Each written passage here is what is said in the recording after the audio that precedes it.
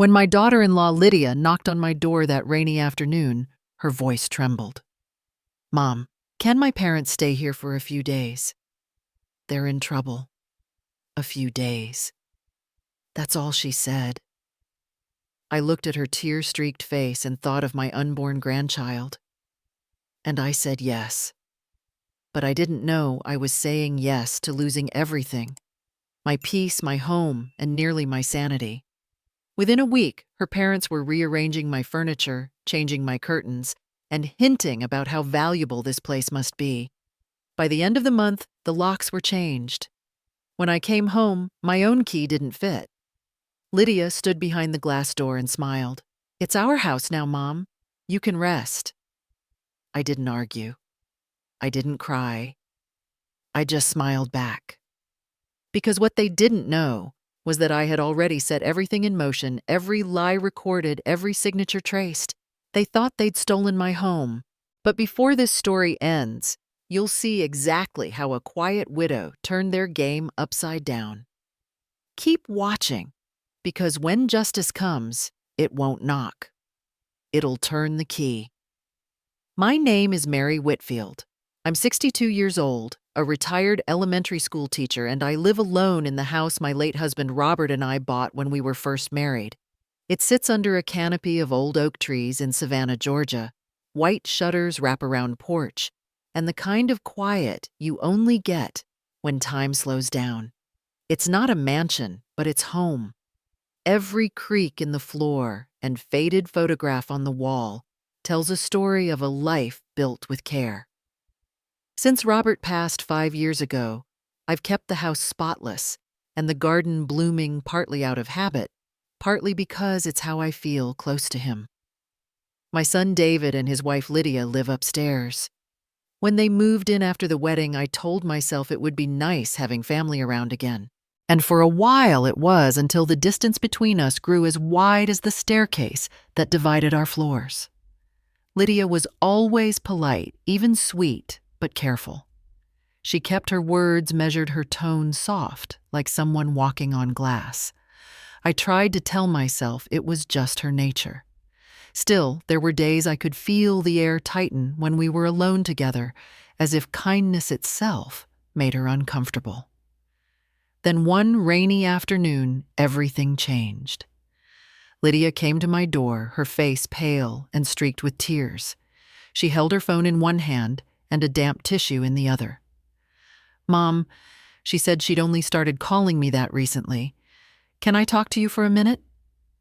I led her to the kitchen, poured her some chamomile tea, and waited. She didn't sit down right away, just stood there shifting from one foot to the other. "It's about my parents," she began, her voice trembling. They're in trouble. They need a place to stay, just for a few days."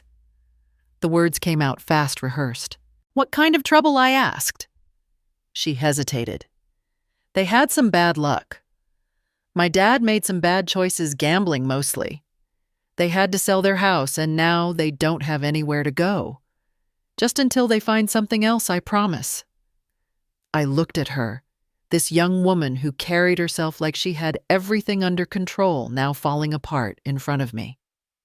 I thought of her mother, someone I'd only met once at the wedding, smiling too wide and talking too loud, and of George, her father, shaking my husband's hand with eyes that darted around like a man already counting his losses. Every instinct told me to hesitate. But then I thought of my son, and of the baby Lydia, and David had been trying for. Just for a few days, I repeated more to myself than to her. "Of course they can stay." Relief flooded her face. She reached across the counter and squeezed my hand. "Thank you, Mom. You're saving us." I smiled, though something inside me stirred a whisper of doubt. I quickly pushed away. Later that evening, I mentioned it to my neighbor, Mrs. Clark, while we watered our rose bushes. She was a spry woman in her 70s with more sense than patience. When I told her about Lydia's parents coming to stay, she set down her watering can and frowned. "Be careful, Mary," she said. "Kindness can look a lot like weakness to the wrong kind of people." I laughed softly. "It's just a few days, Nora. What's the worst that can happen?" She didn't laugh back. "That's what my sister said when her cousin moved in. 6 months later, she was the one moving out." I waved it off, but her words lingered long after she left. That night, I straightened the guest room fresh sheets, lavender spray, and a vase of hydrangeas on the nightstand. It felt good to prepare the space to do something generous. But as I smoothed the comforter, I felt an odd tug in my chest. Maybe it was the quiet or the rain tapping on the window pane, but for the first time, the house didn't feel like it belonged entirely to me.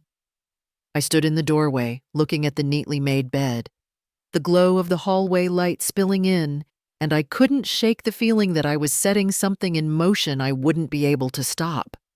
I told myself it would only be a few days, but I already felt the walls shifting.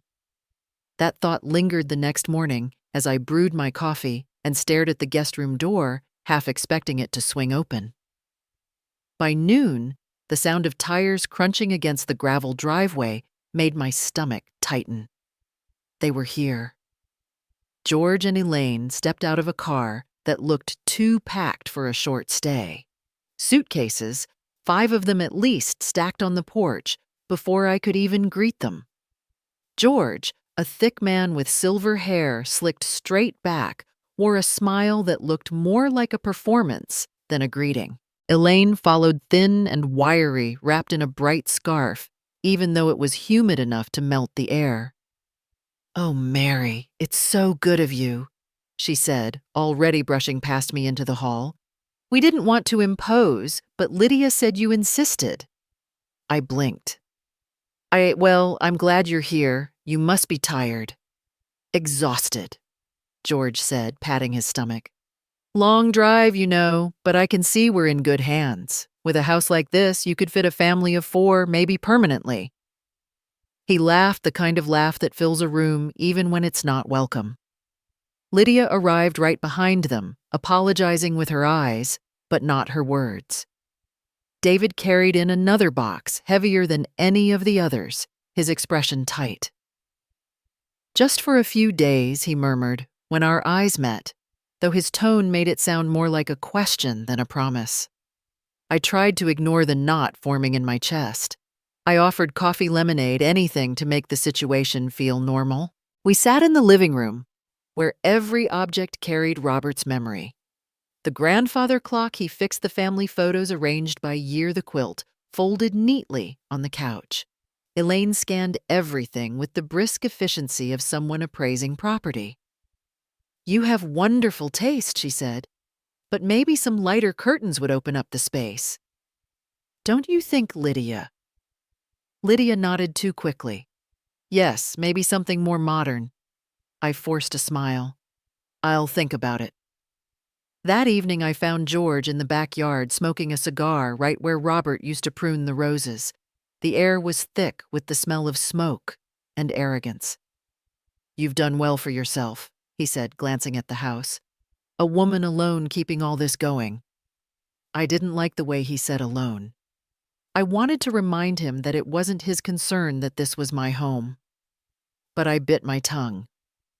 For the first few days, I tried to convince myself Mrs. Clark was wrong. Guests have quirks, I told myself. It's only temporary. But each morning, the house felt less like mine. George started reading the paper at my breakfast table, his mug resting on my late husband's coaster. Elaine reorganized the pantry to make things more efficient. I walked into my kitchen one afternoon to find her humming as she wiped the counters. "You keep your spices all mixed up," she said cheerfully. "I sorted them for you alphabetically." I laughed politely, though the laughter caught in my throat. "That's very thoughtful," I said, and she smiled, satisfied. Then came the fridge incident. It was Wednesday morning. I opened the refrigerator to grab milk for my coffee and froze. Every shelf was covered in sticky notes. "Private. E don't touch. G lunch. Lydia." Even the celery had its own label. My butter, the one I'd bought myself, had a neon tag, shared. I stared at it for a moment, then closed the door and let out a quiet laugh. Well, I said out loud to the empty kitchen, I guess even celery needs personal space nowadays. But the laugh didn't stick. It sounded too thin, too nervous. That night, Lydia came downstairs while I was watching the news. Mom, she said, Elaine thought maybe we could switch out the rug in the living room. The old one sheds, and the colors don't really match the new curtains. New curtains, I asked. Oh, didn't she tell you? We picked some up this afternoon. Neutral tones, much brighter. You'll love them. I didn't argue. I simply nodded as though this had always been the plan. The next day, the rug was gone. The old one Robert and I bought on our 20th anniversary rolled up and leaning against the wall outside like trash, waiting for pickup. I found myself standing there staring at it longer than I should have. That evening, the house sounded different. The hum of the refrigerator, the creak of the stairs, even the silence between conversations, it all felt slightly off, as if the rhythm of my home had shifted. Lydia's laughter upstairs mixed with Elaine's high voice and George's booming one. My footsteps suddenly felt out of place, like I was intruding in a stranger's home. When I sat at the kitchen table later that night, I noticed George's newspaper still spread out his glasses, sitting on top of it. A faint cigar smell clung to the fabric of the chair across from me. I reached for my cup of tea, but even that felt foreign. The mug wasn't one of mine. Lydia must have switched them out. Everything small, everything subtle. Yet together it made something undeniable. I was no longer the center of this house. I was orbiting it, a guest, in the space where I had once lived freely. That realization didn't come with a shout or a slammed door. It came with a whisper, a kind of quiet acceptance that something was shifting beneath my feet. I looked around the room one last time at the bright new curtains, the neatly labeled fridge, the faint echo of laughter upstairs. By the end of that week, they weren't visiting. They were settling. That realization stayed with me like a low hum I couldn't turn off. The house no longer had the rhythm I'd known for decades. I moved through my days with careful steps, as though walking through someone else's memory. George had claimed the armchair Robert used to favor Elaine, spent her afternoons fussing with flowers in my front yard, and Lydia. Well, Lydia seemed to float between both worlds. The upstairs she shared with David, and the downstairs she was slowly reshaping in her image. I told myself to keep the peace. That's what good mothers do, after all. But peace has a way of costing more than it should. One Sunday evening, Lydia decided we should all have dinner together, a real family meal, she said. I took it as an olive branch. I roasted a chicken the way Robert liked it, with rosemary and lemon, and even made Elaine's favorite salad after overhearing her mention it. For a moment, as I set the table and lit the candles, I almost felt hopeful. Maybe this would smooth the edges. But when they came downstairs, I could tell by the way Lydia surveyed the table that she'd already decided something wasn't right. You know, she said, sliding into her seat, we should think about modernizing this dining room a bit. She gestured at the lace tablecloth I'd brought back from our honeymoon in Charleston. These old patterns make the space feel smaller. I smiled politely, folding my napkin across my lap. It's not small, I said softly. It's cozy. That's what I always liked about it. Cozy is another word for outdated, Lydia replied, her tone light but pointed. David reached for her hand and nodded in agreement. She's got a point, Mom. Maybe a lighter look would brighten things up. You've had this same setup since before I was born, I kept my voice steady. Before you were married, certainly. But I didn't realize that made it obsolete. The silence that followed was sharp. Elaine cleared her throat, pretending to adjust the salt shaker. George carved into the chicken like it had offended him personally. Lydia smiled, but it was the kind of smile that wanted to be seen. "We just want to make things more us," she said finally. I nodded, pretending I understood. I even passed her the salad bowl as though that act might buy me a bit of normalcy. But something inside me went cold. After dinner, I excused myself early, saying I had some school papers to sort through, even though I'd retired years ago. Old habits die hard. So does the instinct to retreat. From the hallway, I could still hear their voices drifting from the dining room. I tried not to listen, but Lydia's laugh carried, followed by her whisper sharp enough to pierce the quiet. "Dad said, once we get in, it'll be easy." She's soft. The words hit me like a chill through the floorboards. There was a pause, then George's low grunt of approval. I stood there, one hand against the wall, trying to breathe. My ears burned not from anger, but from the sudden, humiliating clarity of it. This wasn't a misunderstanding. It wasn't awkward family dynamics or generational difference. This was a plan, deliberate and precise. She's soft. That's what I was to them, a weakness, to exploit a kindness, to stretch until it tore. I backed away quietly before they could see me. Upstairs, David's laughter echoed faintly through the ceiling. I wondered how much he knew, if anything at all. Probably nothing. My son had inherited his father's gentle nature, but none of his intuition. He believed what he wanted to believe, and Lydia was good at making belief look easy. I went to my room and sat at my desk, staring at the blank pages of an old notebook I used to write lesson plans in. My hands trembled as I picked up a pen. I didn't know what else to do, so I started writing every detail, every odd comment, every shift in tone or behavior. The new curtains, the labeled fridge, George's laugh, Lydia's whisper. I wrote it all down. Maybe it was habit, or maybe it was the only way to prove to myself that I wasn't losing my grip. The clock ticked softly on the wall.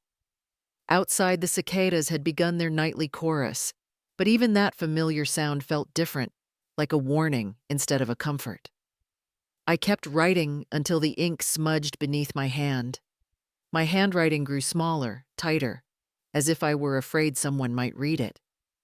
When I finally looked up, the house was quiet. Too quiet. I thought about going upstairs to speak to David to tell him what I'd heard, but the words felt heavy in my mouth. He would defend her. He always did. So I said nothing. I turned off the lamp and sat in the dark, listening to the creaks of the floorboards, the faint clatter of dishes being cleared, the laughter that floated down the hallway. Only this time, it didn't sound like laughter at all. That night, I stopped hearing laughter. I started hearing strategy. After that, I couldn't unhear it. Every sound in the house, the click of the front door, the scrape of furniture legs on hardwood, the low murmur of voices drifting down the hall, carried a new meaning. I began to realize that silence, not noise, was the real warning sign. A few days passed before the changes began in earnest. So subtle at first, I almost convinced myself I imagined them. Then one morning, I came downstairs to find the curtains in the living room gone. In their place hung sheer white panels that looked like something out of a magazine, modern cold, and utterly unlike me. I stood there holding my cup of coffee, staring at the sunlight filtering through those new curtains, and felt something sharp twist in my chest. Lydia appeared behind me, cheerful and bright. "Oh, you noticed," she said. "Don't they make the room feel so much lighter? Mom, you'll love it once you get used to it." I managed a small smile. "They're very different," I said. "I would have liked to keep the old ones." Robert and I picked them out together. Lydia's tones softened, but not her eyes. "Of course you did. But it's time for a fresh start, right? New beginnings." Then she was gone, humming to herself as she climbed the stairs. That afternoon, the sound of hammering echoed through the hallway. Two painters I'd never met were taping plastic over the crown molding. I asked one what he was doing, and he said, "Your daughter-in-law said to start with the living room." The living room, my living room. I wanted to protest, but the words wouldn't come. Instead, I stood there in my own home, breathing in the sharp sting of paint thinner, the smell of someone else's idea of change. Lydia walked in just then, phone pressed to her ear. "Yes, eggshell white," she said. "It'll brighten the space." "No, my mom's fine with it." She looked up at me and smiled, as if daring me to contradict her. I didn't. That evening when I called Anne, my housekeeper of 10 years, to ask her to come by the next morning, her voice sounded uneasy. "Mrs. Whitfield, I was actually told not to come anymore. Lydia said you were simplifying things that you'd call if you needed me again." For a moment, I couldn't speak. Anne had been there through every holiday, every illness, every quiet morning since Robert's death. She was the one who'd made this house still feel alive when everything else in me had gone still. "She doesn't fit our system," Lydia explained later that night, as if she were talking about a piece of furniture. "We're trying to keep things efficient." "Anne isn't a system," I said softly. "She's family." Lydia smiled the way a nurse might smile at a patient who doesn't understand her own medication. "You need rest, Mom," she said. "You've been under so much stress lately. Let us take care of things for a while." I wanted to tell her I didn't need taking care of, that I'd managed perfectly well long before she arrived. But David walked in just then, and the words died in my throat. "What's going on?" he asked, looking between us. "Nothing," Lydia said quickly. "Your mom's upset about Anne. I told her it's just temporary." He gave me that uneasy look, the one that said he didn't want to choose sides. "Maybe it's for the best," he said finally. "You could use a break, Mom, a break." I watched him head upstairs, his hand resting on Lydia's back as she followed. Their voices faded into the rhythm of laughter again, that easy, private kind of laughter that used to fill my house but no longer included me. The next few days blurred together. Painters came and went. Delivery trucks arrived with new furniture I hadn't ordered. My old armchair disappeared, replaced by something sleek and gray. When I asked Lydia where my things were, she said she'd moved them to storage. Every room smelled like fresh paint and lemon polish. But the scent didn't soothe me, it stung. Even the air conditioner sounded different. The hum, lower, less familiar. One morning, I walked into the kitchen to find Elaine arranging flowers in a new vase that wasn't mine. "We thought these would brighten things up," she said. "Your space just needed a woman's touch." I didn't correct her. I didn't remind her that it was my touch that had built this home in the first place. Instead, I nodded, thanked her, and went back upstairs. There was nowhere else to go. David was gone more often, working late, or claiming he had errands to run. When he was home, he stayed mostly upstairs. Lydia called him darling in that soft, practiced way that sounded rehearsed. And I drifted around the edges of my own house, quiet and careful. Every time I opened a door, something had changed. A picture frame replaced a chair, moved a rug, rolled up and gone. It was like watching a slow tide wash away the shore, so steady you almost couldn't tell what you were losing until it was gone. One evening, I sat in the living room after everyone had gone to bed. The walls gleamed a color I didn't choose. The curtains swayed in the air conditioning, whispering against the windows. I tried to find comfort in the creak of the floors or the faint smell of Robert's cologne still trapped in the wood grain, but even those things seemed to be fading.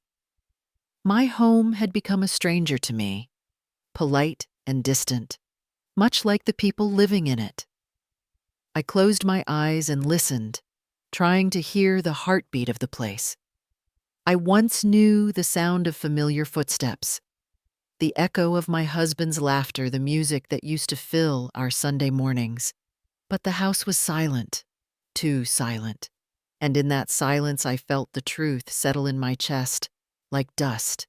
My home still stood, but I was already gone from it. After that realization, I started moving through my own house like a guest who had stayed too long. I avoided the common rooms when I could, waiting until late at night to make tea or read in the quiet. The sounds of the others moving around downstairs became part of a new rhythm I didn't belong to. Lydia's soft laugh, George's booming voice, the clinking of dishes I hadn't set out. I slept poorly. Some nights I would wake and stare at the ceiling, tracing the cracks in the plaster by moonlight, wondering when exactly I'd stopped feeling safe. It was around that time Lydia began offering to make me tea before bed. "You've been so tense lately," she said one evening, carrying a steaming cup into my sitting room. "You need something to help you sleep." Chamomile and valerian root, completely natural. I thanked her and took the cup. The tea smelled pleasant enough, though faintly sweet, in a way that seemed new. I took a sip and warmth spread through me, almost too quickly. My eyelids grew heavy before I'd finished half the cup. "Smells different tonight," I murmured, but Lydia only smiled. "A new blend. I think you'll like it." I must have fallen asleep soon after, because when I woke, the lamp beside me was off and the cup was gone. The next morning, I couldn't remember much of the night before. My head felt cloudy, and when I tried to recall a conversation I'd had with David earlier in the week, the words blurred together. I told myself it was stress, nothing more. But the fog didn't lift. It settled over me in a way that made even small things like remembering where I'd left my keys feel like walking through water. Each evening, Lydia brought the same cup of tea, smiling as she set it beside me. "You need rest, Mom," she would say. "You've been so forgetful lately." The third night, I barely managed to keep my eyes open long enough to answer her. When I woke, sunlight poured through the new curtains and my mouth was dry. I stumbled to the kitchen for water and found George there leaning against the counter with the morning paper. "Morning," he said without looking up. "You sleep okay?" "Not really," I said. "I've been tired all the time." He gave a little smirk. "Well, that's what happens when you get older. Lydia says you've been a bit confused lately." My stomach tightened. She said that she's just worried about you, that's all. He turned a page, dismissing me with the flick of a wrist. That afternoon, I went to the mailbox and ran into Mrs. Clark across the street. She waved, but didn't cross over like she usually did. "You feeling all right, Mary?" she asked, her tone cautious. "Lydia mentioned you've been under the weather." I forced a smile. "I'm fine, just tired." Her eyes softened, but behind them I saw something else: pity. The kind people reserve for those they think are slipping. I walked back up the driveway with my hands shaking. It was subtle, the way people started treating me differently. The cashier at the grocery store asked if I needed help finding my wallet. The mailman offered to bring the post to my porch instead of the box. Every gesture was small, polite, but it pressed down on me like invisible weight. That evening, when Lydia brought the tea again, I stared at it longer than usual. "It's the same blend I asked." "Of course," she said, her voice light. "You've been sleeping so much better." "Maybe too well," I said, sniffing the steam. It smelled faintly of almonds and something else I couldn't place. My fingers trembled slightly as I lifted the cup. She stood there watching me drink, her smile steady, but her eyes sharp. "You should rest," she said. "You look worn out."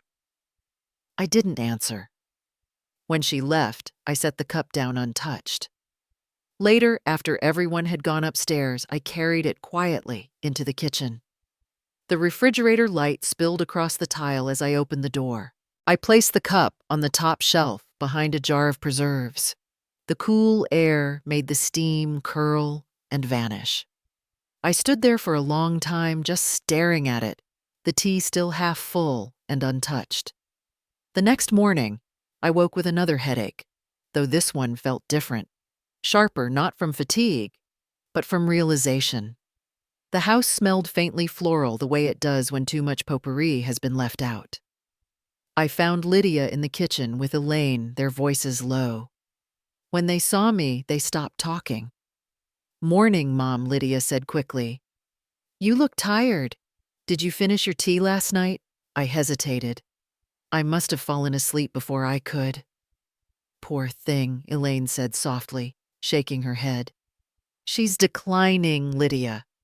You said it was happening, but seeing it—" "Mom," Lydia said to me gently, "why don't you sit down? I'll make you another cup." "No, thank you," I said. My voice surprised me. It came out steady, almost firm. Lydia's smile faltered for just a second, then returned. "All right, but don't say I didn't try to help." She turned back to the counter, humming. That evening when the sun dipped low and the house fell into that familiar hush, I sat alone in the kitchen with the refrigerator humming softly behind me. I opened the door once more, the same cool light flooding my face. The cup was still there, pale liquid, untouched. I lifted it just enough to catch the faint scent again.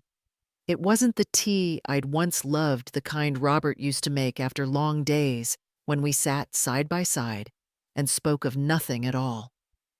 No, this smelled of something bitter dressed as comfort. Something meant to make me small, pliable, forgetful. I closed the refrigerator and sat for a while, the ticking of the kitchen clock filling the silence. My hands no longer shook. I understood now what was happening, though the knowing didn't make it easier. That tea wasn't kindness, it was control. From that night on, I stopped drinking anything I hadn't poured myself. The next mornings came slower, heavier. I found it hard to keep track of the days. I'd catch myself standing in the hallway, unsure of why I'd gone there. Sometimes I'd find drawers left open, papers moved, and convince myself I was the one who'd forgotten. Other times, I was sure I wasn't. My hands trembled when I realized how much I'd begun doubting my own mind. I started keeping my important documents in the study again, tucked behind the framed photographs of Robert and me. He had built that little study himself, the one with the oak desk and the stubborn drawer that stuck, unless you pulled it just right. The smell of old paper and cedar reminded me of him, of a steadiness I was losing. One morning, while looking for my homeowner's insurance folder, I found an envelope wedged behind the drawer. My name was written in Robert's careful handwriting, the ink slightly faded. I sat down my knees, unsteady, and opened it. His words were simple, but they reached straight through time. "If our home ever feels unsafe," he wrote, "remember, love makes it yours, not paper." My eyes blurred. He'd always known how to calm me, even now, even from beyond. But as I folded the letter, something inside me stirred an unease that wasn't grief this time. It was a warning. That afternoon, Lydia came to the study carrying a manila folder. "Mom, do you have a moment?" she asked sweetly. I nodded, though her voice made me brace myself. She placed the papers on the desk and smoothed them with both hands. "It's just some routine tax stuff," she said. "David and I were talking to our accountant, and he said you could save a lot by transferring part of the property into a family trust. Just to protect assets. It's smart planning." Her tone was casual, but her eyes didn't meet mine. "I don't know anything about trusts," I said. "That's your territory, not mine." She smiled. "It's all pretty standard. Just sign here and we'll handle the rest. It's really just for taxes." She pointed to the last page where a notary stamp had already been marked. "We already prepped everything so you wouldn't have to deal with the paperwork later." My heart thudded once hard. Something felt off, but David's signature was already there, his full name neat and certain. My hand hesitated over the pen. Lydia noticed. "Mom," she said softly, almost maternal, "you trust us, don't you?" I looked at her face, the woman my son had chosen, the woman I had once tried so hard to love as my own. I wanted to say no. I wanted to say I didn't know who she was anymore. But David's laughter echoed faintly from upstairs, and I thought of how much strain this household had already seen. I didn't want to make things worse. So I signed. The pen scratched across the paper a name suddenly looking foreign. Lydia smiled, then wide-practiced and hollow. "Perfect," she said. "I'll take care of the rest. You'll thank us when tax season comes." When she left, the study seemed quieter than usual, too still. I stared at the papers for a long time, wondering what exactly I had just agreed to. The next day, when I went to check the file cabinet, the folder with the house deed was gone. I searched every drawer, every shelf, but it had vanished. My stomach clenched as if I'd been punched. When I asked Lydia if she'd seen it, she didn't even blink. "Oh, we put it somewhere safe," she said, stirring sugar into her coffee. "You don't have to worry about all that anymore. Let us handle things." Where I asked. Her smile stayed fixed. "Somewhere safe," she repeated. David came in just then, kissing the top of her head before grabbing his keys. "Mom, don't stress," he said. "Lydia's taking care of everything. You should relax more." He meant it kindly, but his words felt like a door closing. That evening, after they went out, I went back to the study. I pulled open every drawer, checked under the floorboard Robert had once lifted when he'd hidden birthday presents for me. Nothing. Only the faint scent of his aftershave lingered, faint but familiar like an echo. I sat down in his old chair and took out the letter again. My fingers traced the edges of the paper as though I could feel his presence there steadying me. "If our home ever feels unsafe," he'd written. My home, my walls, my name. And yet, with one signature, I had handed all of it to people who treated me like a burden to be managed. I locked his letter away that night inside the small metal box I kept in the back of my closet. The box was meant for things that mattered: his wedding ring, our first photograph, a folded napkin from the cafe where he'd proposed.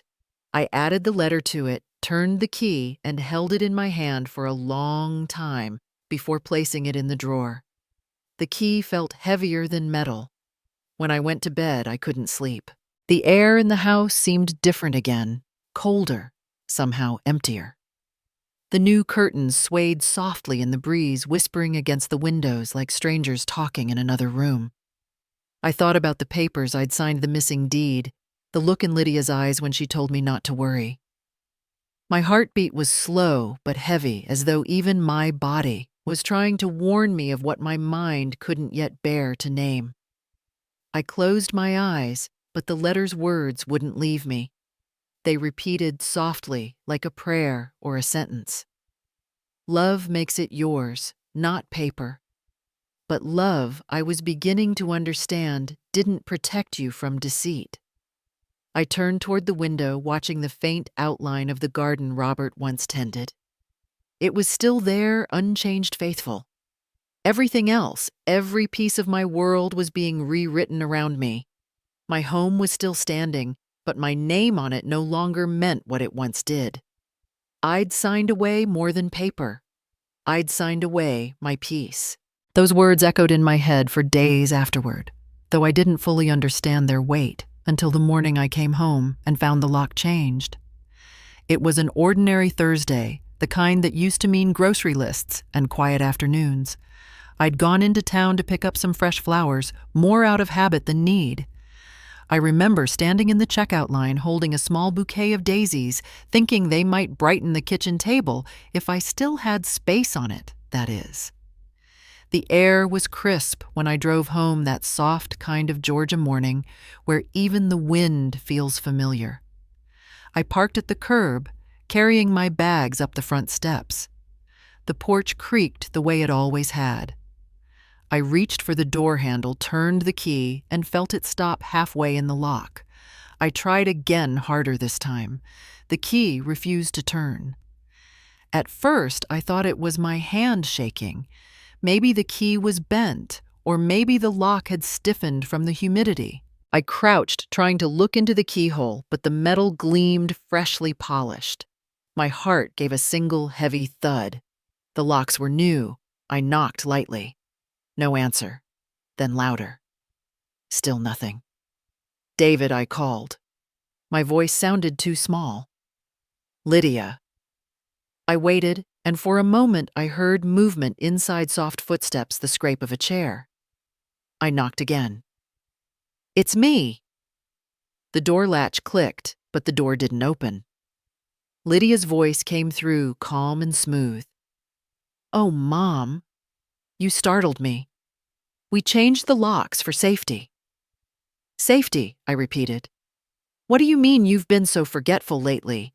You left the door unlocked twice last week. We can't risk anything happening. You should have told us you were going out." I stepped back, clutching the handle of my grocery bag so tightly the paper began to tear. "I live here," I said quietly. "You don't need to lock me out." "You'll get a new key soon," Lydia said, her voice still syrupy. "David and I are just organizing things. We'll call you when we're done. Why don't you stay with Mrs. Clark for a bit?" I froze. Stay with Mrs. Clark? Just for a few days. You could use a break. Trust me, Mom, it's for the best. I wanted to shout to tell her she had no right, but my throat closed up. I could hear the faint hum of conversation behind her laughter, even George's voice, low and amused. "Lydia," I said, but the sound of the deadbolt sliding into place cut me off. The door was locked again. I stood there, the weight of the groceries pulling against my arm, the flowers trembling slightly in the wind. I knocked one last time, quieter now. "Please open the door." No answer. The curtains in the living room shifted slightly. Someone was watching, though I couldn't tell who. I stepped off the porch and sat down on the top step, still holding the paper bag. It split along the side, spilling apples onto the porch boards. I didn't bother picking them up. The world had gone strangely still. After a few minutes, the sound of laughter drifted through the door, Lydia's light and easy, followed by George's booming chuckle. The clink of glasses. Music. I recognized the song. It was one Robert used to hum when he grilled in the backyard. Hearing it now felt like someone pressing a bruise I hadn't realized was still tender. I sat there as the sun began to lower the porch steps, cooling beneath me. A car passed once, then another. The neighbors' houses glowed softly in the distance. Around 7, I saw Mrs. Clark's curtain shift. Just a sliver, a flicker of movement. She must have seen me sitting there. I lifted a hand halfway, but the curtain fell shut again. I couldn't blame her. No one wants to step into someone else's family mess. The air turned cold as the hours slipped by. The laughter inside my house faded into the hum of television, then silence. I leaned against the porch column, my hands stiff from the chill. The daisies drooped in their paper wrap beside me. I tried to imagine Robert sitting there with me, what he'd say if he could see what his home had become. If our home ever feels unsafe. The words of his letter came back to me, but this wasn't just unsafe. It was gone. I thought about walking to Mrs. Clark's door, but my legs wouldn't move. Pride, stubbornness, whatever it was, it kept me there. I didn't want to show up on anyone's doorstep like a lost child. I didn't want to give Lydia that victory. So I stayed. Streetlights flickered on. The night deepened. A few times I thought I heard the faint creak of the front floorboards, as if someone was pacing just beyond the door, listening. I wanted to believe it was David, torn between sides. But if he was there, he never came out. At some point, the porch light above me clicked off. The house went dark, except for the faint glow from the upstairs window, Lydia's room. I wrapped my arms around myself and stared out at the quiet street. Every window dark. every neighbor asleep behind their walls. The hum of crickets rose and fell. I waited for dawn, my body aching from stillness, my mind repeating one thought over and over: how easily home had turned to exile. When the first streaks of light touched the sky, I looked down at the key still clenched in my palm. The edges had pressed deep lines into my skin, half moons of red. I turned it over once, twice, as if it might suddenly fit again, as if it might undo the night. But keys only open doors when you still have a place inside.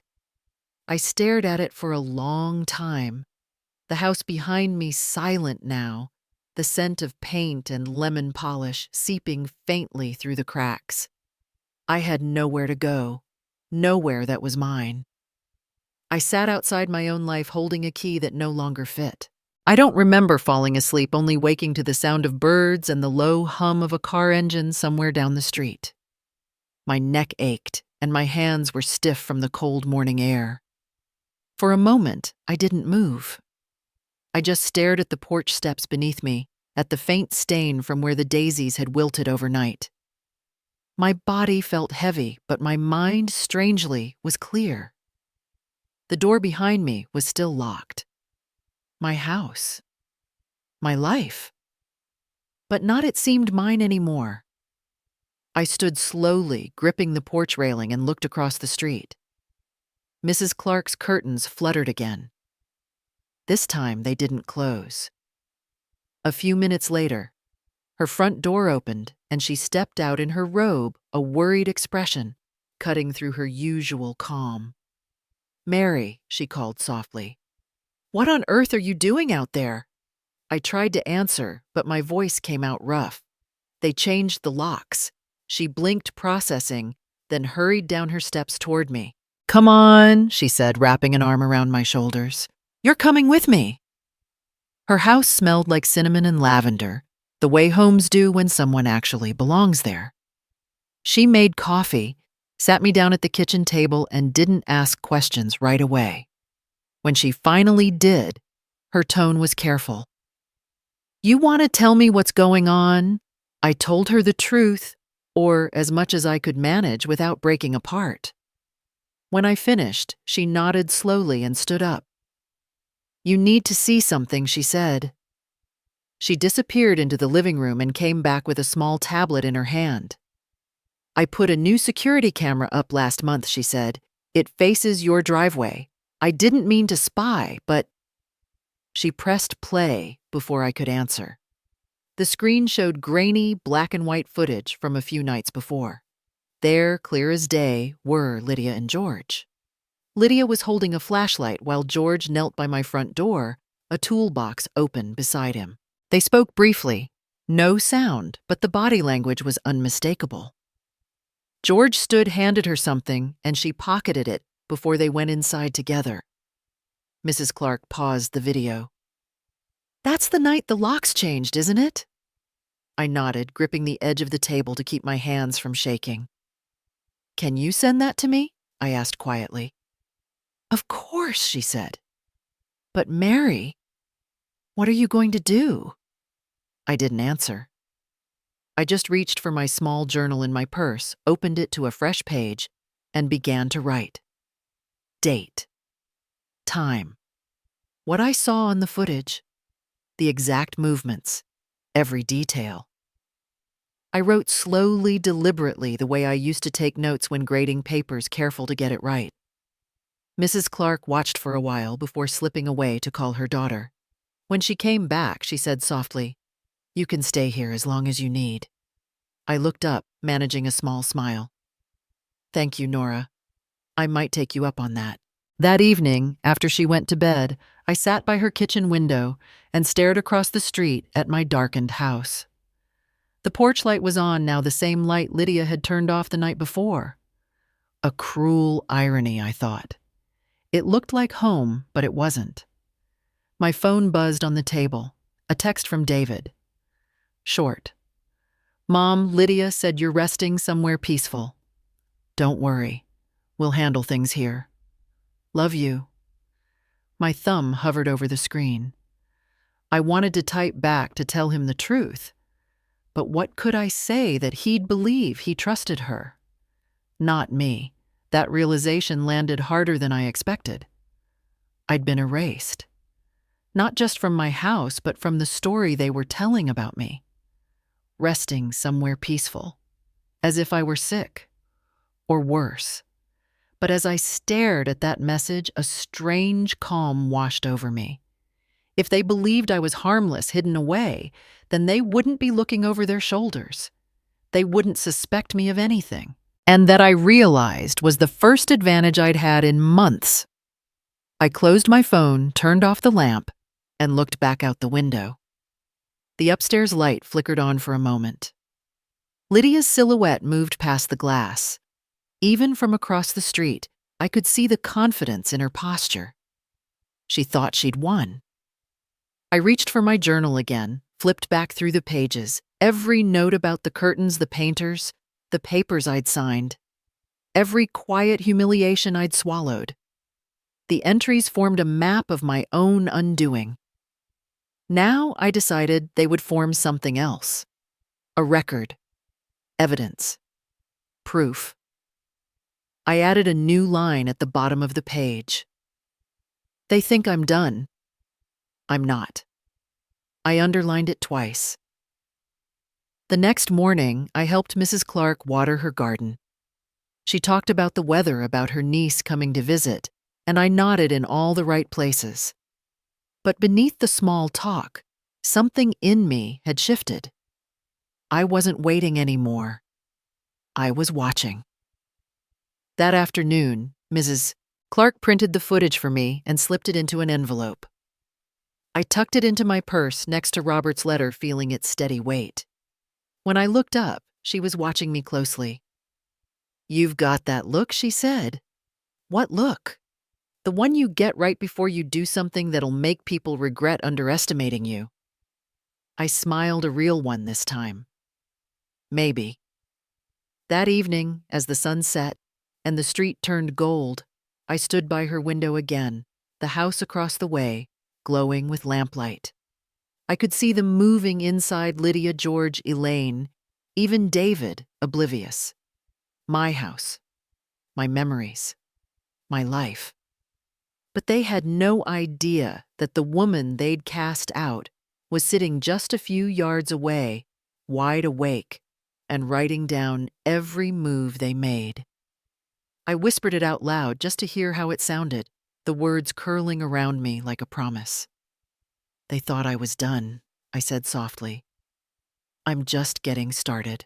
I turned back to my notebook and began to write again, the faint scratch of my pen, the only sound in the quiet room. Across the street, Lydia turned off the lights. The house went dark, but I stayed where I was, watching the faint outline of the windows fade into the night. They thought I was gone, but I was still watching. From Mrs. Clark's living room window, I kept track of every movement in the house that used to be mine. The shades would open at 8 each morning, just like I used to do, and I'd see Lydia pacing the kitchen in her robe, while George drank his coffee at the table. Sometimes David appeared behind her shoulders, slumped, looking like a guest in his own life.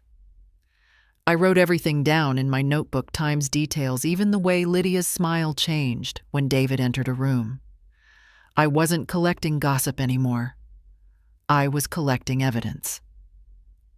By the third day, I knew what I had to do. Watching from across the street wasn't enough. I needed something that could stand in a courtroom, not just in my heart. I waited until the weekend when I knew Lydia would be home. Mrs. Clark tried to talk me out of it. "Mary, they locked you out," she said. "You can't just walk in there." But I wasn't planning to walk in uninvited. I was planning to let them underestimate me one more time. That Saturday, I dressed in my softest cardigan and left my hair a little unkempt. I made sure my hands trembled slightly when I held my purse. The goal was to look fragile, forgetful, the way they wanted me to be. Inside my purse, I tucked a small voice recorder, the kind my late husband used to use for meetings. I had tested it the night before. It picked up everything. When I crossed the street, the air was warm, almost sweet, with the scent of wisteria. The house looked calm, but I could feel the tension in the air before I even reached the porch. I knocked lightly. Lydia opened the door just enough to show her face. Her expression was equal parts surprise and irritation. "Mom, what are you doing here?" I smiled faintly, keeping my tone soft. "I just wanted to grab some old photos," I said. "Your father-in-law and we had albums in the study. They mean a lot to me."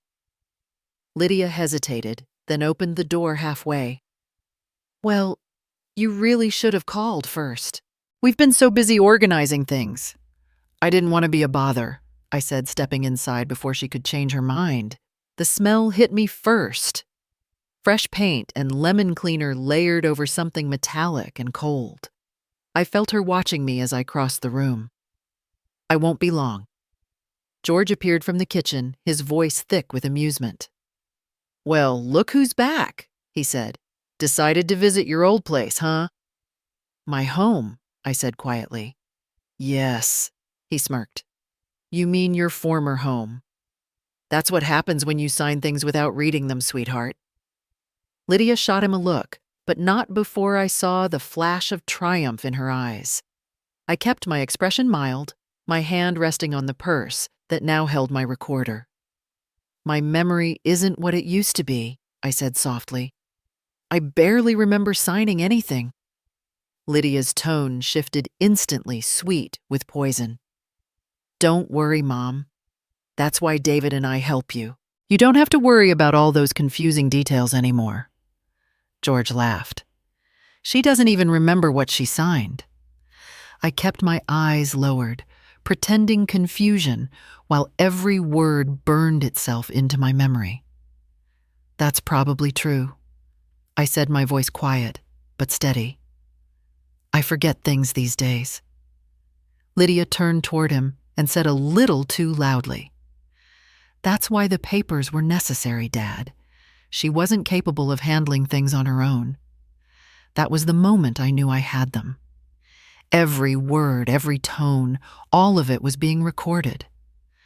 I asked Lydia to help me find the photo albums, and she led me to the study, still talking. Her voice was a steady stream of self-justification, the kind people use when they're convincing themselves they're right. "I mean, you weren't even paying bills properly, Mom," she said. "The house needed direction, responsibility." I nodded as though I agreed. Inside, my pulse was steady, controlled. I found the photo album on the lower shelf, pretending to flip through it, while the recorder caught every word. She lingered near the door, arms crossed, her voice rising. "Honestly, I think this is better for everyone. You get to rest, and we get to take care of things. You should thank me for stepping up." "I will," I said. "Soon." As I turned to leave, my foot caught the edge of the rug. For a split second, I stumbled and reached out to steady myself against the wall. Lydia rushed forward, the mask of concern slipping back over her face. "Careful, Mom," she said. "You're not as steady as you used to be." I smiled, then small, but sure. "You're right," I said. "But I'll get there." When I stepped out into the sunlight, my hands shook, but not from fear. It was adrenaline, something I hadn't felt in a long time. The recorder was still running inside my purse. I clicked it off and slipped it into my pocket. "Got you," I whispered so quietly, even the wind barely heard it. Clark was waiting for me when I got back. She took one look at me and frowned. "You did it, didn't you?" I sat at her kitchen table and played the recording. Her eyes widened as Lydia's voice filled the room, every lie, every cruel justification. When George's voice joined in mocking and smug, she covered her mouth. "Good Lord, Mary, this is..." "Proof," I said. We spent the rest of the afternoon gathering everything. The video of the lock change, the footage from her camera showing them sneaking through my papers. Now this recording, clear, damning, undeniable. Mrs. Clark even called her nephew, a retired notary, to write a short statement about what he'd seen the day they moved in. As I organized the papers, a strange calm settled over me. I wasn't angry anymore, not the way I'd been before. Anger burns too fast. What I felt now was colder, steadier, a kind of quiet purpose. For the first time in months, I wasn't reacting to them. I was leading. When the last piece of evidence was filed away in a neat folder, I closed my notebook and looked across the table at Mrs. Clark. "They think I'm losing my mind," I said. She raised an eyebrow. "And are you?" I smiled, the kind of smile that doesn't reach your eyes but means something deeper. "Not yet. But they will." That night I sat by the window again, looking out at my house across the street. The lights were still on, but the glow didn't sting anymore. It fueled me. Every sound, every movement inside those walls felt like one more clue falling into place. I opened my notebook and began to write again, my pen gliding across the page, steady and deliberate. "They think I'm confused," I wrote. "They think I'm fading." I paused, then added the words that had carried me through everything that followed. They thought I was fading. I was memorizing every lie. For days, I lived in that quiet rhythm of waiting, writing, observing, building the kind of patience I never knew I had. The notebook beside my bed was nearly full now. Every page, a record of the world they'd tried to erase me from. The house across the street glowed each night like a stage I no longer belonged to, but I knew every movement on it. George pacing in the kitchen after dinner, Lydia making long phone calls in the front room, David coming home late and avoiding questions. They had no idea the woman they'd shut out was still watching, still documenting, still breathing in the silence they thought was defeat. I didn't know how close the end was until the phone rang that afternoon. It was nearly 4, the sun bleeding through the lace curtains of Mrs. Clark's dining room. She'd gone to visit her daughter, leaving me the quiet house and a pot of coffee. When the phone rang, I almost didn't answer. The number was unfamiliar Savannah area code. I let it buzz twice more, then picked up. "Mrs. Whitfield," a woman's voice asked, bright and professional. "This is Lisa from Golden Bay Realty. I just wanted to confirm we received your approval for the sale of the property on Magnolia Drive." "Congratulations, looks like the closing will be quick." The words didn't register at first. "The sale," I repeated. "Yes," she said cheerfully. "We just need your signature on the secondary disclosure and we'll proceed. It's rare to sell so fast these days. Mr. Turner said you were eager to finalize before the holidays." My throat went dry. Sorry, who's Mr. Turner?" "Oh, the gentleman who called this morning," she said. "He introduced himself as your co-owner." "George Turner. He said you'd discussed selling." The room tilted slightly. "I didn't discuss anything," I said quietly. "And that house isn't for sale?" There was a pause on the line, the kind that stretches too long to be polite. "Oh," she said finally, her tone shifting. "Well, that's strange. The documents were already signed." My hand clenched around the receiver. "Who signed them, Mrs.?" "Lydia Whitfield," she said after a moment. "Your daughter-in-law." A kind of ringing started in my ears, high and sharp. "She's not the owner," I said, forcing my voice to steady. "And I suggest you hold off on that sale." "Of course, Mrs. Whitfield. We'll double-check. I just thought I'd confirm before proceeding." "Thank you." I managed, though the word came out brittle.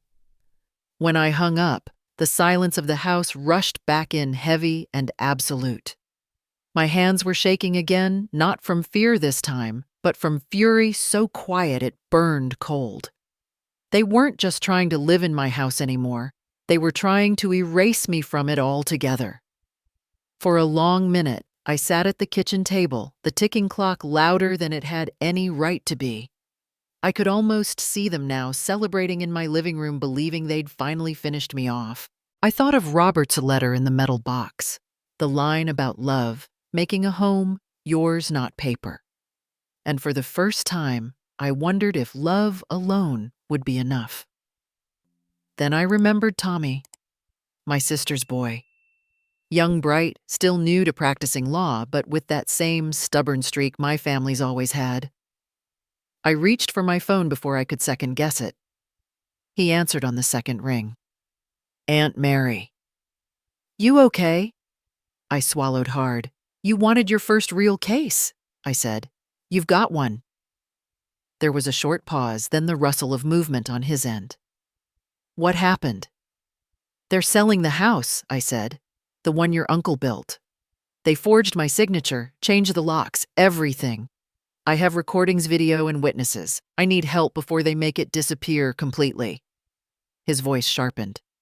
Did you say recordings? Yes. Enough to prove they planned it. I just didn't know how far they'd go. He exhaled hard, that focused sound I remembered from when he was a kid, learning chess, right before he made a decisive move. All right, he said. First things first, don't confront them yet. We'll get a copy of that listing agreement from the realtor and freeze it before it goes to escrow. I'll handle the paperwork. You just keep everything safe. I've already started a record, I said. Dates, times, witnesses. Even the security footage. You're better organized than half the clients I've met, he said, and I could hear the smile in his voice. Then softer. You raised my mom when she didn't have much. It's time I return the favor. I pressed a hand against my chest where the ache had lived for months. For the first time, it felt lighter. Tommy, I said, don't underestimate them. They're good at pretending. So am I, he said. You taught me that. We spoke for nearly an hour outlining what came next. Letters to the realtor, verification requests to the bank. The first steps in reclaiming my name. When I hung up, the sky outside had turned amber. Across the street, my house glowed again, and for once, I didn't look away. I imagined George pacing Lydia, smiling her polished, perfect smile. They thought I was powerless, irrelevant, erased. But they'd made a mistake, a small one, but enough. They'd involved the law, and the law, unlike me, could still walk through that door. I sat back in the chair and let the quiet fill me. For months, I'd been surviving, shrinking, trying not to disturb the people who'd stolen my peace. Now I felt something return, a kind of clarity I hadn't felt since Robert was alive. I thought of the letter again, his words written in his neat, deliberate hand. Love makes it yours, not paper. He was right. But sometimes love needs witnesses. And I was about to find mine. I turned off the light, looked once more at the house across the street, and let a small smile cross my face. They had played their last trick.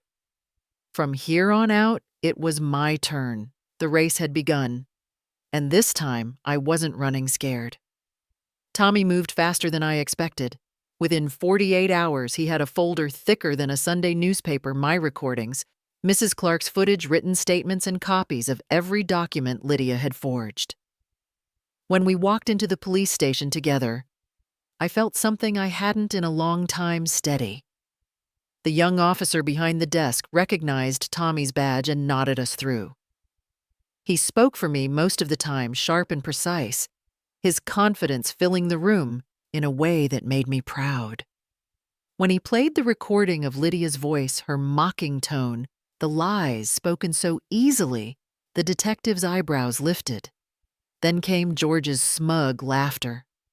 That's enough, the detective said quietly. We'll open a formal investigation. I'll need to verify the signatures on these deeds and the notary record. If this holds up, Mrs. Whitfield, they're in serious trouble. I exhaled slowly, the weight of months lifting just a fraction.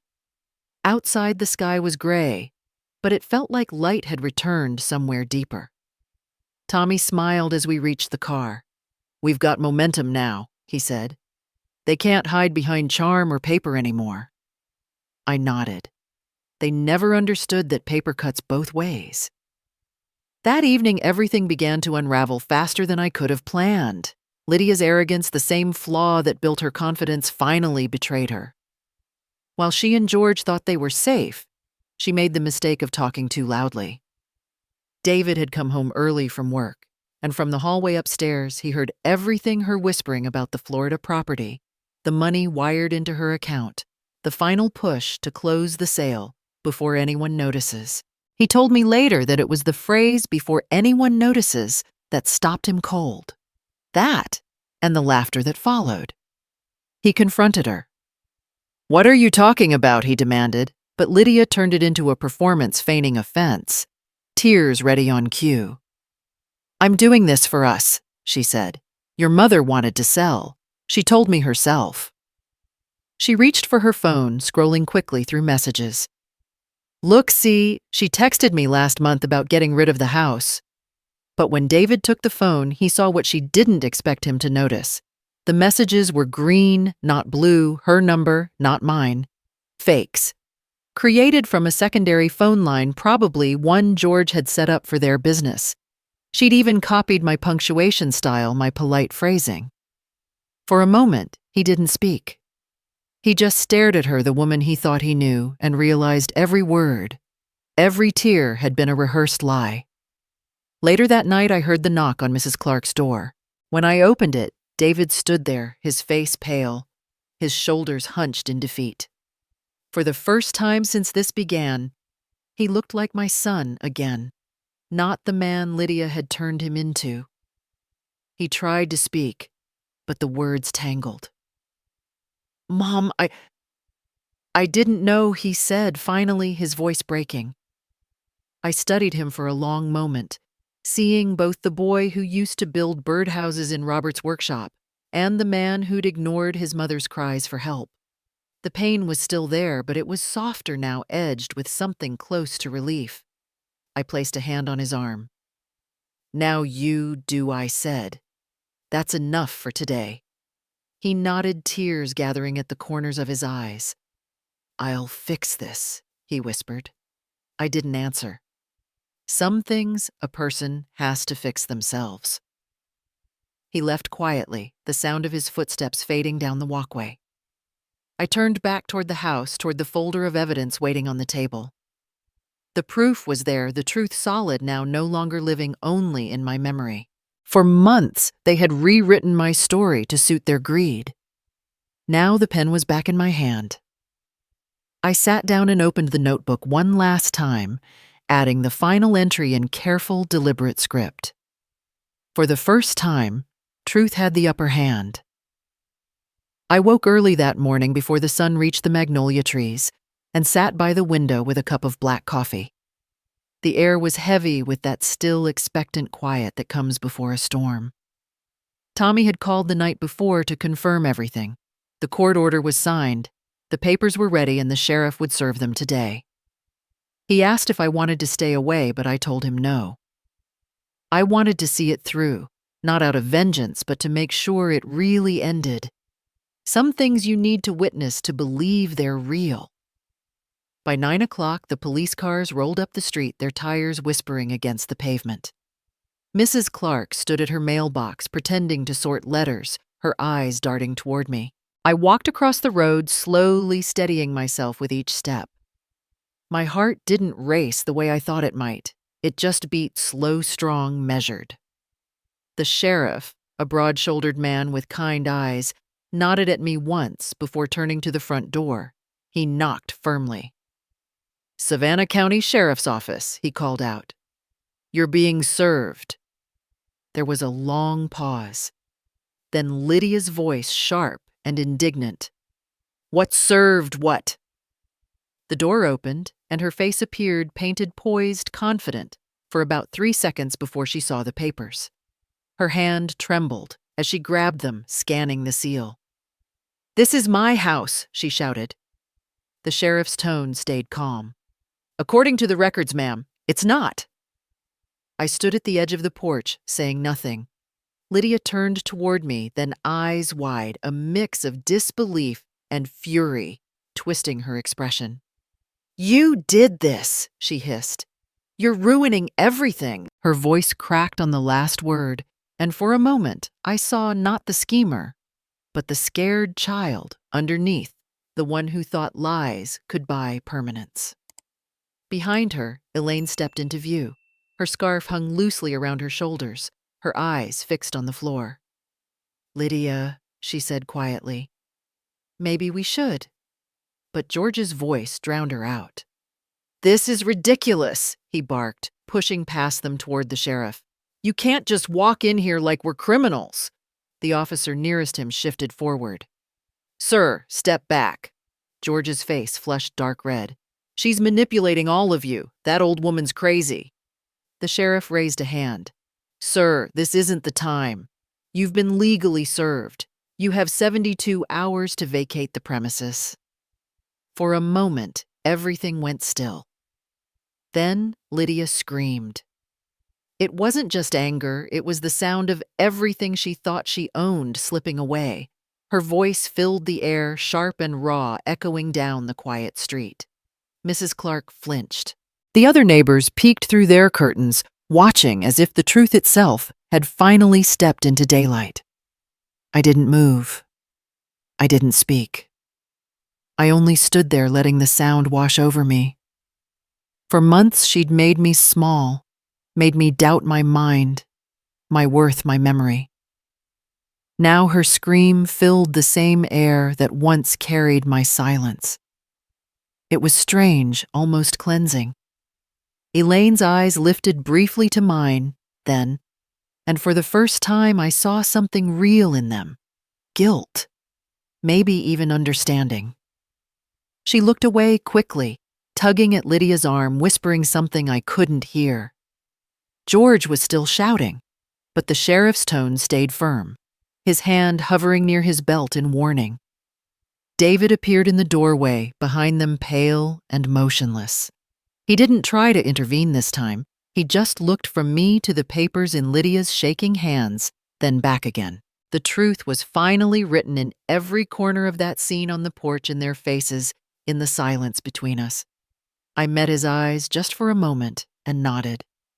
It wasn't forgiveness. It was acknowledgement. The kind you give someone who has finally woken up. The sheriff turned toward me, then his voice quieter. "Mrs. Whitfield, you'll receive confirmation from the court within the week. It's almost over. Almost." That word lingered as I watched the officers step back toward their cars, their radios crackling faintly. Lydia's scream still echoed in my ears as she threw the papers down, crumpling them under her heel. But I didn't flinch this time. I let her anger hang in the air and drift away like smoke. For the first time in months, I didn't feel responsible for anyone's chaos, not hers, not George's, not even David's heartbreak. Her scream echoed, and finally, it wasn't my fault. That night I slept for the first time in months, not the restless kind that ends in dreams of locked doors, but a steady, quiet sleep that came from knowing the world had started turning the right way again. The next morning, Tommy called. "It's been scheduled," he said, "the hearing, Friday at 10. I thanked him, hung up, and sat in silence for a long while. There was no fear, not anymore. I had lived through humiliation, through exile in my own home. What could a courtroom possibly take from me now? When Friday came, the courthouse smelled faintly of coffee and old paper. The kind of place where truth doesn't shout, but waits its turn to speak. Lydia arrived first, wearing a beige suit that tried to look respectable. George followed, red-faced and muttering under his breath. David came last, his head bowed. He didn't sit with them. That alone was enough. The room was small, just a judge, a clerk, and the low hum of whispered tension. Lydia's lawyer, a man too smooth for his own good, started the show. He gestured toward me with a condescending smile. "Your Honor, this is a tragic misunderstanding. Mrs. Whitfield is confused. She doesn't even remember her own name half the time." The words hung in the air, and I saw Lydia's small smirk at the corner of her mouth. I didn't flinch. I turned my head slightly toward Tommy. He met my eyes, understood the cue, and pressed a small button on his tablet. The recording played. My living room filled the speakers, the clink of a teacup, the faint sound of Lydia's voice. Clear as glass, she said, "She won't notice." I put the sleeping drops in her tea again. A ripple went through the courtroom. Lydia's head snapped toward Tommy, her eyes wide. "That's illegal!" she shouted. "You can't just record people like that." I turned to her calm and steady. "Georgia is a one-party consent state, dear," I said softly. "You should have checked before poisoning your host." The room went still. Even the air felt suspended, like the courthouse itself was holding its breath. Lydia's mouth opened, then closed again, her words evaporating before they could form. George muttered something about setups and witch hunts, but no one listened. The judge adjusted his glasses, eyes flicking between us, then turned to the clerk. "Play that again." The second time, Lydia's voice seemed even clearer, the casual cruelty in it unmistakable. When it ended, the judge leaned forward.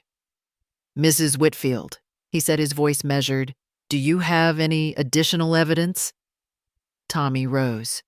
"Yes, Your Honor. Fraudulent property transfer documents with forged signatures verified by handwriting experts. Security footage provided by a neighbor showing the defendants changing the locks without notice. And statements from multiple witnesses confirming coercive behavior." The judge nodded slowly, then looked at Lydia. "Mrs. Whitfield," he said, meaning her, "would you like to respond?" She tried, but the words came out broken. I was helping her. She was confused. The judge raised a hand. "Enough." The gavel struck wood, the sound final as a heartbeat. "This court finds that the property at 214 Magnolia Drive remains under the legal ownership of Mrs. Mary Whitfield, George Turner. You are hereby charged with fraud and unlawful alteration of property documents. Lydia Whitfield, given your cooperation and lack of prior record, this court sentences you to 2 years of probation and restitution." Lydia sat frozen. George cursed under his breath. Elaine began to cry softly. David rose slowly from his seat, looking between them and then toward me. His voice broke as he spoke. "Mom," he said quietly, "I didn't know. I swear I didn't know." I looked at him. My son, the boy who had once built birdhouses with his father, now standing in the ruins of the home greed had burned. "Now you do," I said gently. "Do what's right."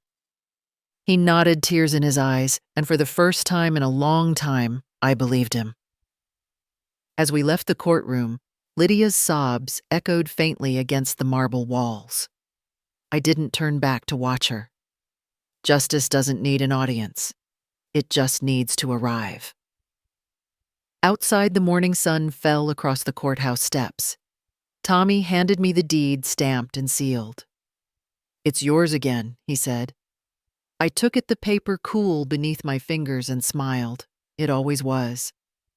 We stood there for a moment, the hum of the street rising around us, the world moving on. I closed my eyes, feeling the weight of peace settle where fear used to live.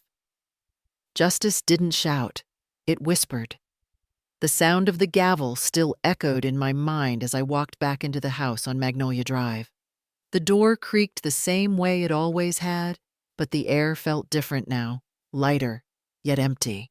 The furniture sat where it belonged again, the walls freshly painted, the smell of lemon polish faint but familiar. For the first time in nearly a year, it was only my footsteps that filled the rooms. I stood in the living room, sunlight spilling across the rug, and listened to the silence that used to feel like loneliness. Now it felt like peace. David came by that afternoon. He stood in the doorway, shoulders tense, his hands buried deep in his pockets. "Mom," he said quietly, "I wanted to tell you. I'm moving out." I nodded, not surprised. He looked older somehow, the boy I raised buried under the man who'd finally seen the truth. "I need to find myself again," he said, "away from all of this." "I know," I said. "That's the right thing." He stepped forward, kissed my forehead the way he used to as a teenager, and his voice broke just slightly. "I don't deserve you." I smiled faintly. "Then earn it," I said. "You still have time." He nodded, tears brimming, then turned and walked down the steps. I watched until his car disappeared around the corner, the same way I used to watch him leave for school, knowing every goodbye was another kind of growing up. That evening, I made myself a cup of tea. No drops, no tricks, just simple chamomile, and sat at the kitchen table with the small wooden box that held Robert's letter. The paper had yellowed a little, the ink faded, but his handwriting was still careful, deliberate, steady. I unfolded it and read it again, every word like a familiar melody. "If our home ever feels unsafe," he'd written, "remember love makes it yours, not paper. And kindness without boundaries isn't love, it's surrender." For months, I had mistaken patience for virtue, silence for peace. I thought love meant forgiving everything, even when it broke me. But Robert had known better. He understood that mercy and strength are twins, not opposites. I pressed the letter to my chest, whispering into the quiet, "You were right, as always." On the counter sat a blank page and an envelope. I had thought about it all week, whether to write to Lydia, whether it even mattered. But something in me needed to speak, not for her, but for myself. So I began. "Lydia," I wrote, "I don't expect an apology and I don't need one. What you did can't be undone, but neither can what I've learned because of it. You can still be better than what you've done. The world will forgive you if you let it. Start over far away from here, if that's what it takes. I already have." The words surprised me. They didn't come from anger. They came from release. When I finished, I signed my name, folded the letter, and slipped it into an envelope. I didn't mail it. Instead, I locked it inside the same wooden box with Robert's letter. Two pieces of my heart sealed together. One from the past that built me, one from the pain that tested me. Both now silent, at peace. I walked through the house again, touching the frames on the walls, the grooves on the banister where David's toy trucks once bumped along. The ghosts of laughter and argument still lived here, but they no longer haunted me. They reminded me instead that love, even wounded, can survive anything. When I reached the kitchen window, the garden outside glowed in the soft gold of sunset. The same magnolia tree Robert planted swayed gently, its blossoms pale and full. I stood there, hands resting on the counter, breathing in the quiet. The world outside still turned indifferent and forgiving all at once. I thought about Lydia then, not with bitterness, but with something close to pity. She would live with what she'd done, and maybe one day she'd learn what I had, that mercy is not weakness. It's courage. The house creaked softly as the night settled in. I turned off the lights one by one, each switch a small goodbye to the pain that had lived here too long. Standing in the doorway, I looked back one last time and smiled. Mercy, I realized, cuts deeper than punishment. A year has passed since the courthouse doors closed behind me, and life has grown quiet again. The kind of quiet that doesn't ache, but hums softly, like an old clock in the corner. The seasons have turned full circle. The magnolia tree outside my window blooms again, its petals scattering across the porch, just as they did the day Robert planted it. Each morning, I wake to birdsong and sunlight spilling over the kitchen counter, and for the first time in a long time, it feels like the house is breathing again. Mine, not because of paper or locks, but because peace finally fills its corners. David visits on Sundays now. He brings groceries and stories from the city, his eyes clearer than before. We don't talk much about the past. There's no need.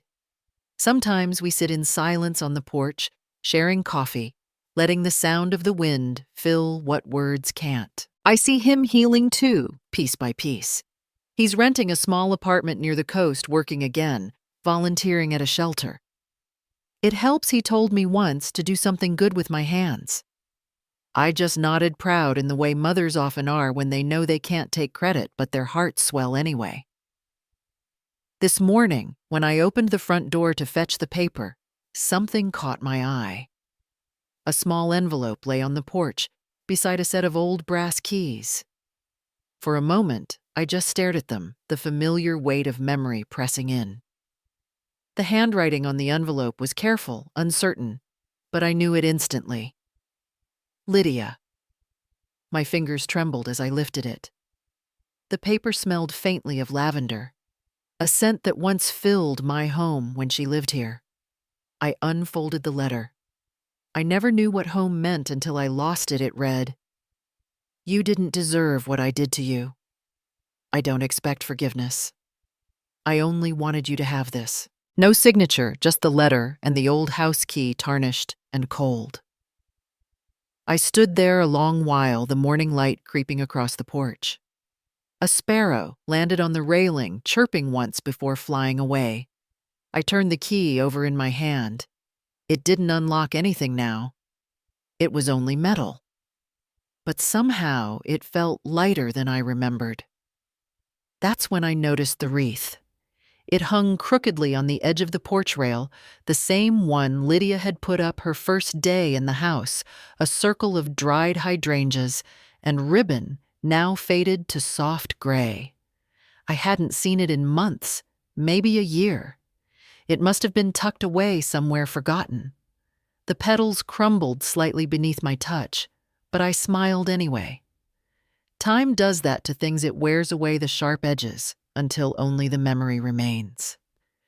I took the letter inside and set it on the kitchen table beside an old teacup, the one Lydia used to hand me each night, filled with the tea that made me groggy, forgetful. For a long time I couldn't even look at it without bitterness, but now it was just porcelain, a vessel emptied of its harm. I filled it with soil from the garden and pressed a few wildflower seeds into it. A new purpose for an old wound. When I watered it, a drop of sunlight caught the rim, turning the cup briefly golden. It felt right.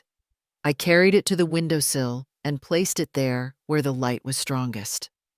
The magnolia tree swayed outside, scattering petals like soft rain. In that moment, I thought about how fragile life is and how often we mistake survival for peace.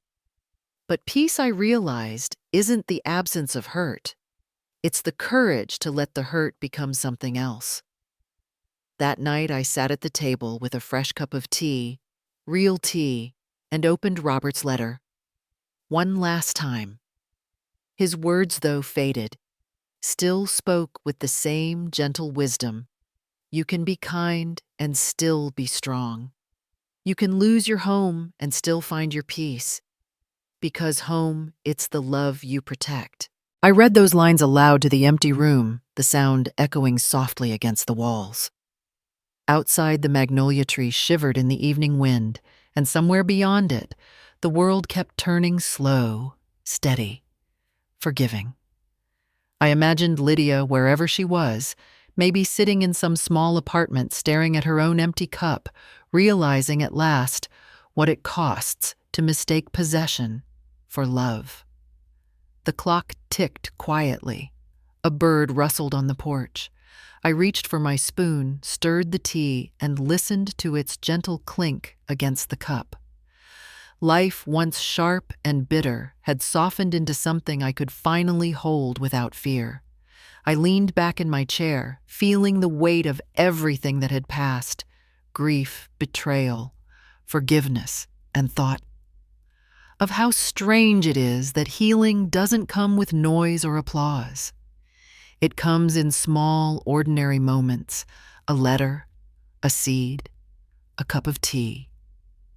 Somewhere outside, the birds began to sing again, their voices weaving through the still air. I closed my eyes and smiled, letting the sound carry me into the quiet, into the peace that had taken me so long to find.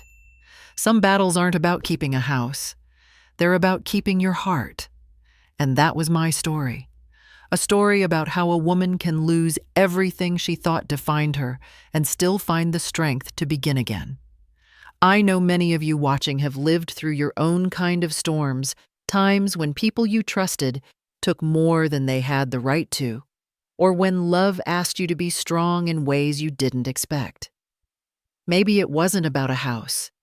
Maybe it was about your family, your dignity, or just the peace inside your own heart. If this story touched you, I'd love to hear what part stayed with you the most. Was it the moment Mary stood on her porch and finally refused to be small? Or the quiet ending when she chose mercy instead of revenge? Tell me in the comments what you would have done if you were in her place. Do you believe forgiveness is strength, or would you have closed that door for good? Your thoughts matter because these stories aren't just mine to tell. They're ours to feel, to question, to remember. So if you'd like to hear more stories about Resilience Family and the quiet power of ordinary people, make sure to subscribe to the channel. Every week, we share real-life tales that remind us it's never too late to find your voice, your peace, or your home again. Thank you for listening and for letting Mary's story live a little longer in your heart. What would you have done in her place?